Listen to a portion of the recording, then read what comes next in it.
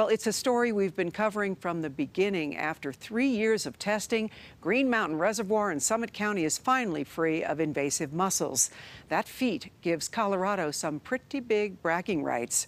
Mountain Newsroom reporter Jamie Leary takes us to the reservoir.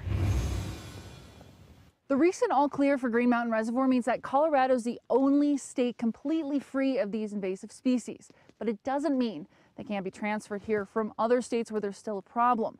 And when all of this ice melts, CPW anticipates a record number of boaters, which means it's going to be harder than ever to keep our waters clear. It feels like ice fishing season just began, but before you know it, boats on Green Mountain Reservoir will be back in force. In 2020, all across the state, we saw about a 38% increase in the amount of inspections that we were performing. Over the summer, CPW had its hands full with the increase in boaters.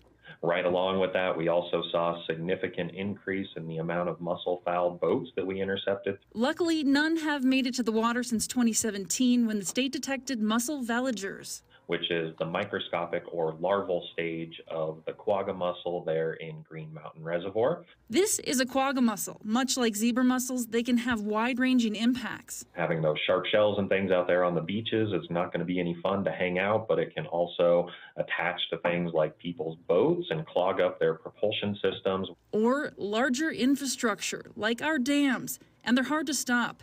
One mussel can produce up to 1 million juvenile in just a year. There really is no way to eradicate them from a body of water once they become established. So we really just try to keep everything out in the first place. Boaters can help by learning how to spot the mussels. Certainly great news that we are completely free of mussels here in the great state of Colorado, but many of our neighboring states are seeing an increase in the amount of infestations in their waters.